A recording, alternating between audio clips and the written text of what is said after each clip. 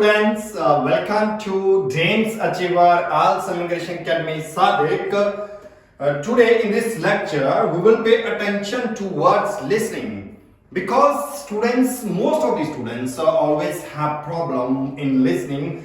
Sometimes students explain that, say that we are capable for achieving 6.5 score, but due to spelling error as well as due to S or ES problem, we could not perform better, we could not achieve appropriate score in our listening. Okay, ਆਪਾਂ ਕਿਵੇਂ ਰਾਜੀ ਕਿੱਦਾਂ ਇਹ problem solve ਕਰ ਸਕਦੇ ਹਾਂ? Like ਇਹ problem ਨਹੀਂ ਹੁੰਦੀ ਹੈਗੀ ਕਿ ਐਸ ਜਾਂ ES. Most of the students ਹਮੇਸ਼ਾ ਕਹਿੰਦੇ ਆ ਕਿ ਐਸ ਜਾਂ ਈਐਸ ਦੀ ਪ੍ਰੋਬਲਮ ਦੇ ਕਰਕੇ, ਐਸ ਜਾਂ ਈਐਸ ਦੀ ਗਲਤੀ ਦੇ ਕਰਕੇ ਸਾਡਾ ਜਿਹੜਾ ਇੱਕ ਲਿਸਨਿੰਗ ਚੋਂ ਸਕੋਰ ਆ ਉਹ ਉਚਿਤ ਨਹੀਂ ਆ ਸਕਿਆ। ਅਸੀਂ ਜਿੱਥੇ ਐਸ ਲਗਾਣੀ ਸੀ ਉੱਥੇ ਨਹੀਂ ਲਗਾਈ, ਜਿੱਥੇ ਨਹੀਂ ਲਗਾਣੀ ਸੀ ਉੱਥੇ ਅਸੀਂ ਐਸ ਜਾਂ ਈਐਸ ਲਗਾ ਦਿੱਤੀ। I think that it is not a fault of the students. I think if trainers provide, if trainers train to you appropriately according to grammar, according to sentence formation, according to adjective, according to adverb, according to sentence formation, definitely we will,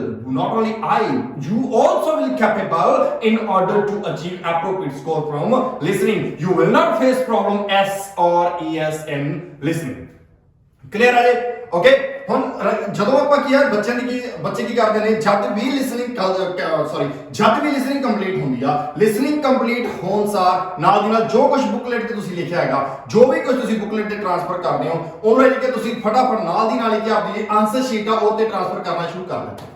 ठीक है, without thinking twice, without thinking that like ਇਹ ਚੀਜ਼ ਨਹੀਂ ਤੁਸੀਂ ਸੋਚਦੇ according to sentence ਇਹ word ਆ ਸਕਦਾ ਜਾਂ ਨਹੀਂ ਆ ਸਕਦਾ, ਅਕੋਰਡਿੰਗ ਟੂ ਸੈਂਟੈਂਸ ਇਸ ਜਾਂ ਈਐਸ ਲੱਗੇਗੀ ਜਾਂ ਨਹੀਂ ਲੱਗੇਗੀ, ਇਹਨਾਂ ਚੀਜ਼ਾਂ ਆਪਾਂ ਫੋਕਸ ਹੀ ਨਹੀਂ ਕਰਦੇ। ਲਾਈਕ ਜਦ ਆਪਣੀ ਲਿਸਨਿੰਗ ਕੰਪਲੀਟ ਹੋ ਜਾਂਦੀ ਆ, ਆਪਾਂ ਨੂੰ 10 ਮਿੰਟਸ ਦਿੱਤੇ ਜਾਂਦੇ ਨੇ ਆਨਸਰ ਟ੍ਰਾਂਸਫਰ ਕਰਨ ਦੇ ਲਈ। ਜੇ ਆਪਾਂ ਜੇ ਆਨਸਰ ਟ੍ਰਾਂਸਫਰ ਕਰੀਏ 3 ਜਾਂ 4 ਮਿੰਟ ਦੇ ਵਿੱਚ ਆਨਸਰ ਟ੍ਰਾਂਸਫਰ ਹੋ ਜਾਂਦੇ ਨੇ, ਹਾਰਡਲੀ 3 ਜਾਂ 4 ਮਿੰਟ ਦੇ ਵਿੱਚ ਵਿਦਾਊਟ ਥਿੰਕਿੰਗ।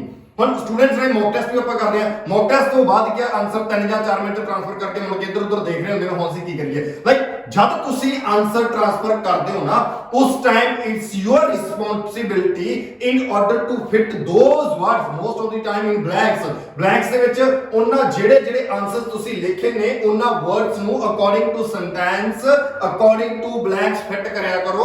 ਜੇਕਰ ਰਾਜੇ according to verb, according to adverb, according to adjective, according to sentence that word is appropriately, then you can think that you can fit that word.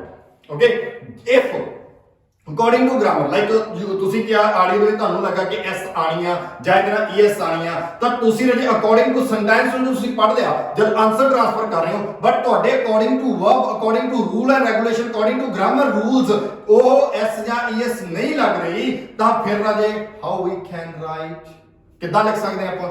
ਫਿਰ ਤਾਂ ਲਿਖਣ ਦਾ ਰਾਜੇ ਮਤਲਬ ਹੀ ਨਹੀਂ ਬਣਦਾਗਾ। It's our fault.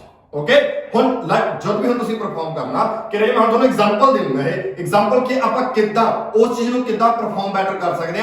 It's our responsibility. We can achieve, we can't face problem S or ES.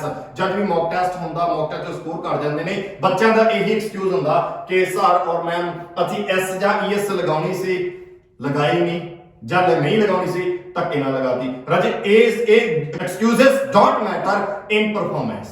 Okay, if you find the solution of that excuse, definitely you will capable for achieving each and everything in your life. Not I'm talking about the hours, not I'm talking about listening, you can achieve each and everything in your life. Clear? Now check example. I will explain that. I will explain to you in example. Now we will check fourth section of listening. In fourth section ਦੇ ਵਿੱਚ ਆਪਾਂ ਰਾਜੇ ਹੁਣ check ਕਰਾਂਗੇ ਕਿਹੜੇ word before explaining the answer, before listening the audio, we will think that which word our ਕਿਆ ਹੋਣਗੇ, ਕਿਹੜੇ ਵਰਡ ਸਾਡੇ ਕੀ ਆ ਸਿੰਗੂਲਰ ਆਉਣਗੇ ਤੇ ਕਿਹੜੇ ਵਰਡ ਸਾਡੇ ਪਲੂਰਲ ਆਉਣਗੇ। ਪਲੂਰਲ ਆਏਗਾ ਤਾਂ ਐਸ ਜਾਂ ਐਸ ਲੱਗੇਗਾ, ਜੇ ਸਿੰਗੂਲਰ ਆਏਗਾ ਐਸ ਜਾਂ ਈਐਸ ਨਹੀਂ ਲੱਗੇਗਾ। ਕਲੀਅਰ?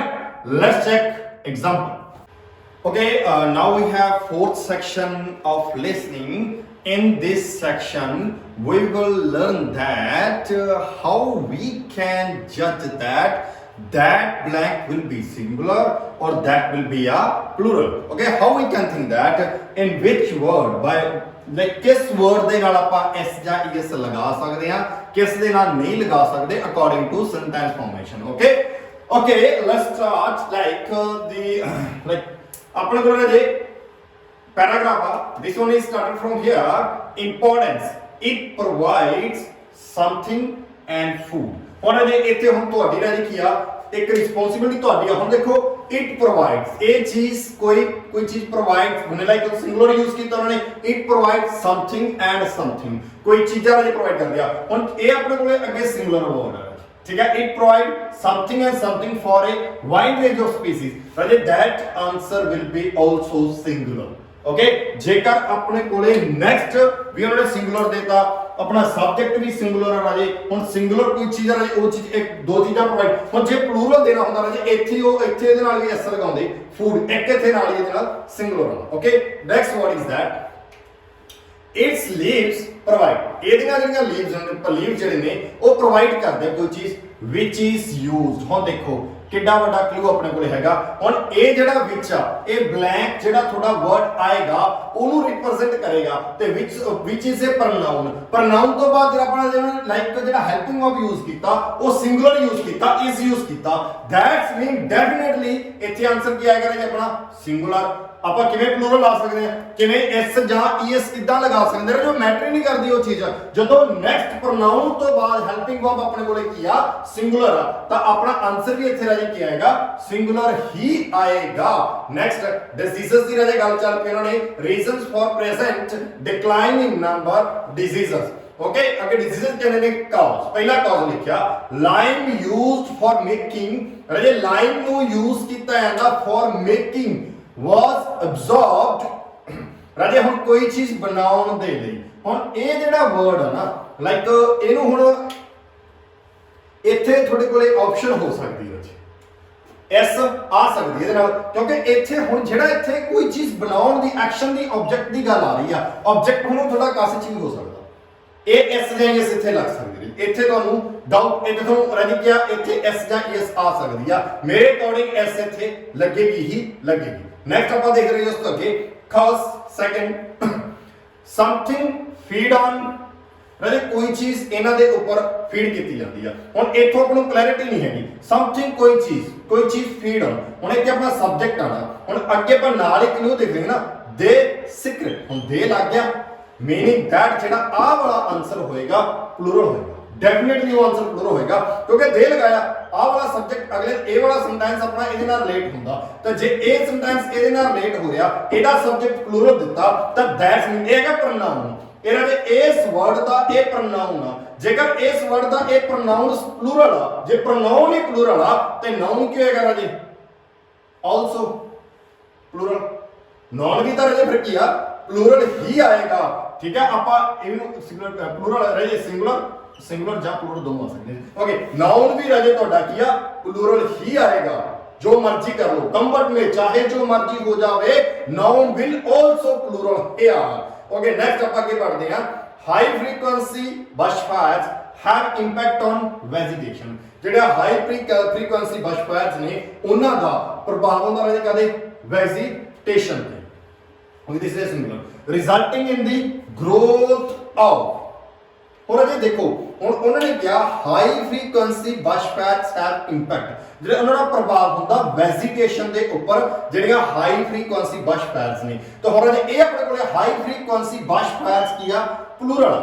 ਤੇ ਹੁਣ ਜੇ ਜ਼ਿਆਦਾ ਚੀਜ਼ਾਂ ਦੀ ਆਪਾਂ ਗੱਲ ਕਰ ਰਹੇ ਆ, ਤਾਂ ਇਹਦੇ ਇੰਪੈਕਟ ਹੁੰਦਾ ਵੈਜੀਟੇਸ਼ਨ ਦੇ ਉੱਪਰ, ਤੇ ਉਹਨਾਂ ਦਾ ਜਿਹੜਾ ਰਿਜ਼ਲਟ ਆ ਉਹ ਵੀ ਤਾਂ ਫਿਰ ਪਲੂਰਲ ਹੀ ਆਏਗਾ।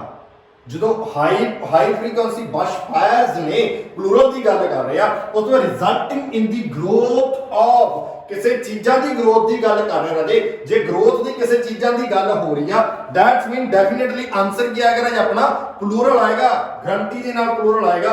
ਫਿਰ ਆਪਾਂ ਇੱਥੇ ਕੀ ਲਿਖ ਸਕਦੇ ਹਾਂ ਜੀ, ਕਿ ਆਪਾਂ ਨੂੰ ਇੱਥੋਂ ਜਦ ਆਪਾਂ ਹੁਣ ਆਨਸਰ ਟ੍ਰਾਂਸਫਰ ਕਰਨੇ ਆ, ਇਹਨਾਂ ਲਾਈਨਾਂ ਨੂੰ ਇਦਾਂ ਪੜ੍ਹ ਕੇ ਆਨਸਰ ਟ੍ਰਾਂਸਫਰ ਕਰਨੇ ਆ, ਤਾਂ ਆਪਣੇ ਆਨਸਰਸ ਹਮੇਸ਼ਾ ਸਹੀ ਹੋਣਗੇ। ਇਸ ਜਾਂ ਈਐਸ ਦੀ ਪ੍ਰੋਬਲਮ ਕਦੇ ਵੀ ਨਹੀਂ ਆਊਗੀ। ਓਕੇ ਰਾਜੇ, ਨੈਕਸਟ ਆਪਾਂ ਪੜ੍ਹਦੇ ਹਾਂ ਉਸ ਤੋਂ ਅੱਗੇ mid frequency bushfire result in growth of encyclopedia forest. आ देखो हुन अपना इत्थे क्लियर हो जाना चाहिए राजे।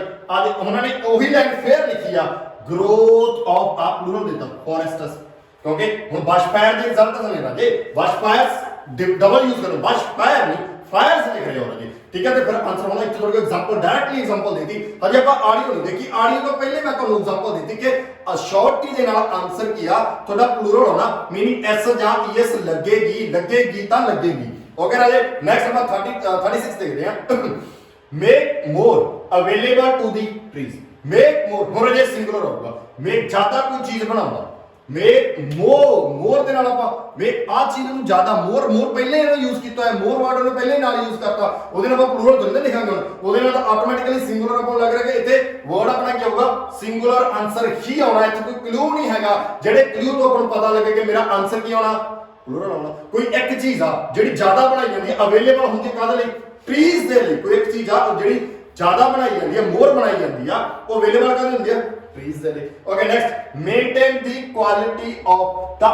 ਹੁਣ ਇਹ 37 क्वेश्चन द आर्टिकल आया। द आर्टिकल ਆਪਾਂ ਕਿੱਥੇ ਯੂਜ਼ ਕਰਦੇ ਆ ਜਿੱਥੇ ਕੋਈ ਆਪਾਂ ਪਾਰਟਿਕੂਲਰ ਚੀਜ਼ ਨੂੰ ਮੈਂਸ਼ਨ ਕਰਨਾ ਹੋਵੇ ਜਾਂ ਉਹ ਚੀਜ਼ ਗਰੁੱਪ ਦੇ ਵਿੱਚ ਹੋਵੇ। ਕਲੀਅਰ ਉੱਥੇ ਆਪਾਂ द ਆਰਟੀਕਲ ਯੂਜ਼ ਕਰਦੇ। क्लियर ਹੁਣ ਜਿਹੜਾ ਆਪਾਂ ਪਾਰਟਿਕੂਲਰ ਵਰਡ ਲਿਖਦੇ ਆ ਉਹ ਗਰੁੱਪ ਦੇ ਵਿੱਚ ਵੀ ਹੋ ਸਕਦਾ, ਵਿਦਆਊਟ ਗਰੁੱਪ ਵੀ ਹੋ ਸਕਦਾ, ਪਾਰਟਿਕੂਲਰ ਉਹ ਬਲਕਿ ਪਲੂਰਲ ਵਰਡ ਵੀ ਹੋ ਸਕਦਾ, ਸਿੰਗੂਲਰ ਵੀ ਹੋ ਸਕਦਾ। ਇੱਥੇ ਤੁਹਾਡੇ ਕੋਲ ਆਪਸ਼ਨ ਆਏਗੀ ਰਾਜੀ, ਇਸ ਦੇ ਵਿੱਚ ਆਪਸ਼ਨ ਆਏਗੀ ਜਾਂ ਤਾਂ ਉਹ ਸਿੰਗੂਲਰ ਵੀ ਹੋ ਸਕਦਾ ਜਾਂ ਪਲੂਰਲ ਵੀ ਹੋ ਸਕਦਾ। ਉਹ ਰਾਜੀ ਵਰਡ ਤੇ ਡਿਪੈਂਡ ਕਰੇਗਾ ਕਿਹੜਾ ਵਰਡ ਉਹਨਾਂ ਨੇ ਬੋਲਿਆ, ਕਿਹੜਾ ਪਾਰਟਿਕੂਲਰ ਵਰਡ ਬੋਲਿਆ। ਹੁਣ ਇਹ ਉਹਦੇ ਤੇ ਡਿਪੈਂਡ ਕਰੇਗਾ। ਜ਼ਿਆਦਾਤਰ ਜਿਹੜੇ ਦ ਤੋਂ ਬਾਅਦ ਜਿੰਨੇ ਵੀ ਸਬਜੈਕਟ ਜਾਂ ਆਬਜੈਕਟ ਯੂਜ਼ ਕਰਦੇ ਆ ਉਹ ਸਾਰੇ प्लूरल ही होंगे। ओके ਇਹਦੇ ਤੇ ਫੋਕਸ ਕਰਨਾ ਤੁਹਾਨੂੰ ਪਏਗਾ। Low frequency bushfires result in growth of. ਜਿਹੜੇ लो फ्रीक्वेंसी बशफायर्स ਨੇ ਉਹਨਾਂ ਦਾ ਰਿਜ਼ਲਟ ਹੁੰਦਾ ਗਰੋਥ ਆਫ ਕਿਸੇ ਚੀਜ਼ ਦੇ ਵਿੱਚ। ਹੁਣ ਇੱਥੇ ਉਹਨਾਂ ਨੇ ਕੀ ਦਿੱਤਾ ਰਾਜੇ ਰੇਨ ਫੋਰੈਸਟ, ਦੈਟ ਇਜ਼ ਕੀ ਰਾਜੇ ਹੁਣ ਇੱਥੇ ਦਿੱਤਾ ਸੀਗਾ ਫੋਰੈਸਟਸ, ਰੇਨ ਫੋਰੈਸਟ ਇਹ ਸਿੰਗੂਲਰ ਆ ਤਾਂ ਰਾਜੇ ਇਸ ਤੋਂ ਪਹਿਲਾਂ ਵਾਲਾ ਵੀ ਵਰਡ ਕੀ ਆ ਸਿੰਗੂਲਰ ਹੀ ਹੈ। ਠੀਕ ਹੈ ਹੁਣ ਰਾਜੇ ਕੀ ਆ ਇਹ ਵਾਲਾ ਵਰਡ ਐਡਜੈਕਟਿਵ ਰਾਜੇ ਬਣ ਰਿਹਾ, ਇਹ ਇਹਦੀ ਵਿਸ਼ੇਸ਼ਤਾ ਦੱਸ ਰਿਹਾ ਜਾਂ ਇਹ ਇਹਦੀ ਵਿਸ਼ੇਸ਼ਤਾ ਦੱਸੇਗਾ। ਹੁਣ ਜਿਹੜਾ ਇਹ ਵਰਡ ਜੇ ਸਿੰਗੂਲਰ ਆ ਤਾਂ ਆਹ ਵਰਡ ਵੀ ਸਿੰਗੂਲਰ ਹੈ, ਗਰੰਟੀ ਹੈ ਚੀਜ਼ ਦੀ। ਜੇ ਆਹ ਵਰਡ ਸਿੰਗੂਲਰ ਆ ਤਾਂ ਰਾਜੇ ਜੇ ਐਡਜੈਕਟਿਵ ਸਿੰਗੂਲਰ ਆ ਤਾਂ ਨਾਲ ਵਾਲਾ ਵੀ ਐਡਜੈਕਟਿਵ ਸਿੰਗੂਲਰ ਹੀ ਆਊਗਾ। ਠੀਕ ਹੈ ਹੁਣ ਰਾਜੇ ਆਪਾਂ ਕੋਈ ਵਰਡ ਆਪਾਂ ਪਰਸੈਂਟੇਜ ਤੇ ਰਾਜੇ ਜੇ ਇਹ ਲਾ ਰਹੇ ਆ ਤਾਂ ਰਾਜੇ ਇਹਦੇ ਨਾਲ ਇਹ ਵਰਡ ਸਿੰਗੂਲਰ ਹੀ ਲੱਗੇਗਾ, ਲੱਗੇਗਾ ਹੀ ਲੱਗੇਗਾ। ਨੈਕਸਟ ਵਰਡ 39 ਆ ਗਿਆ। ਆ ਦੇ ਨਾਲ ਕੀ ਹੋਣਾ ਹੁੰਦਾ ਜੀ ਆ ਇਹ ਉਹਨਾਂ ਨੇ ਯੂਜ਼ ਕੀਤਾ ਏ ਐਨ ਸਿੰਗੂਲਰ ਨੂੰ ਦੱਸਣ ਦੇ ਲਈ ਆਪਾਂ ਯੂਜ਼ ਕਰਦੇ ਹਾਂ।